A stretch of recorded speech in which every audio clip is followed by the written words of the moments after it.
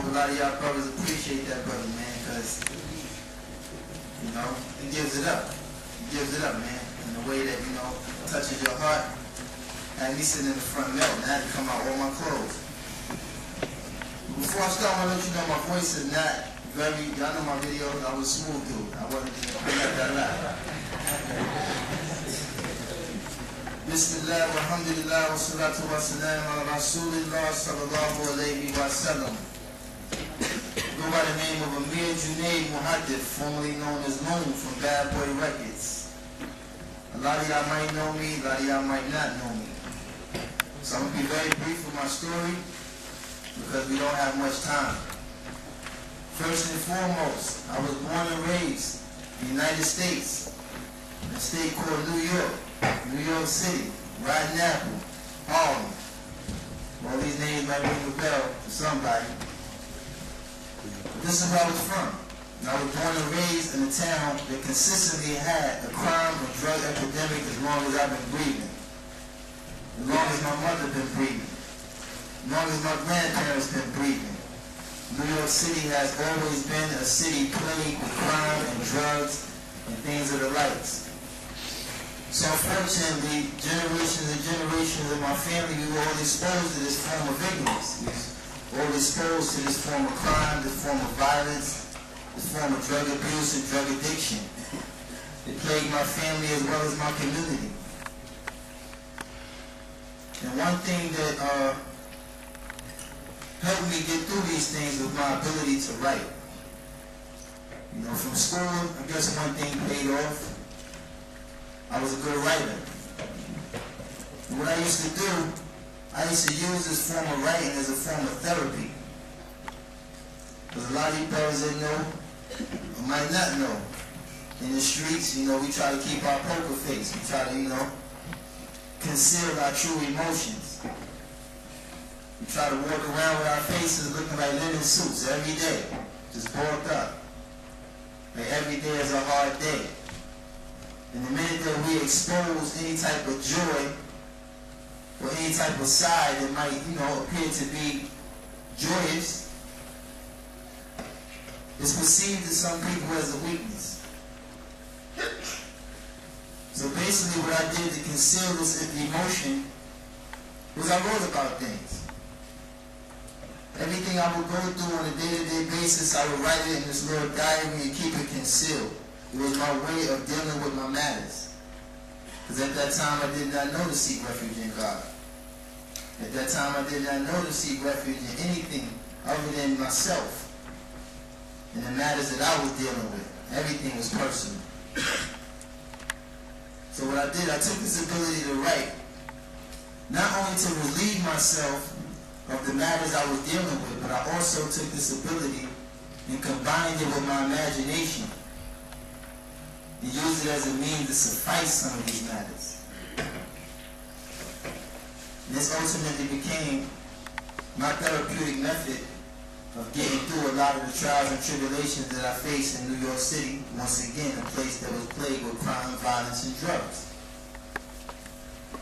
Then at some point, music started to grow. The awareness of music started to grow. Hip-hop started to expand. And what I did at that point, I took this same ability of writing and using it as a therapeutic form, I took it into writing songs. Songs that would help me escape some of these matters. Basically, I would write songs that would put me in Paris and I never had a passport. Songs that would basically put me in places that I might not have never reached. Because I wasn't striving for the success that came with this song, just the ability to escape. So I went from just writing down my issues to using my imagination to deal with these issues. Then I actually started putting everything into song mode. So one day, while hustling on the block, I used to keep my little notepad with me. So when things got slow in the street, I would just sit down and just write down a few things. Unfortunately, a situation happened. Stolen car. Brother I was hustling with told me, yo man, don't get in that car. I said, nah, man, I ain't going far. I'm going around the corner now, be alright. Fortunately, I got in this car. got arrested, left behind my book, and the brother found my book. So when he came to the precinct to pick me up, he started reciting some of my songs, and I was looking at him like he was crazy, like, where did he get that from? This was my private work. This was my private therapy. This was stuff that I kept concealed in myself because these were my matters. These were my issues. And basically, instead of the brother discouraging me, he encouraged me. He said, yo, this stuff is serious, yo. I didn't even know you felt like that. I didn't even know you dealt with stuff that way. So he encouraged me. He said, yo, you should pursue this. And I did it. Not based off the inspiration that came from artists that were relevant at the time. Because I grew up a fan of the drug dealers. I grew up a fan of the people in my community. I never was inspired by the Big Daddy Kanes. And whenever you come in my room, there was none of that. I had no posters of nobody. I wasn't influenced by rappers. These wasn't my heroes. I only dealt with what was tangible, what I could put my hands on, what I could put my hands on, what I could see on a daily basis with the people in my community. Because this is the type of environment I grew up in. The community had an effect on me. Had nothing to do, you know what I'm saying, like the influence that music has on the youth today. It was more so the brothers that was getting it done in the community. So basically, being a product of this circle of people, I was able to utilize this talent to escape. Under the pretense that I would do some things that was constructive. Buy my mother a house. Help my sisters get through school. And this is something that's really like common with most entertainers in the music business. Because most of us do come from these type of environments. Whether they're a product of it or not. Whether they're a contributor to it or not. But the reality of it is, everyone starts off with that sincere notion to use this ability to escape the ghetto or to escape the inner city to do something noble. But the sad thing about it is the lifestyle that comes with this.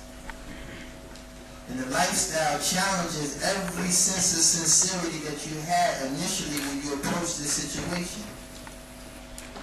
You approach this situation every day thinking about your mother. In the studio working long hours like, man, I can't wait to get grandma this house. And when you hit that mark, when you actually achieve the success that you were striving for, wallahi, Yaqub, you totally forget about all of these sincere things. But this is how overwhelming the lifestyle is by you actually living it. We're not even talking about the perception that you brothers have.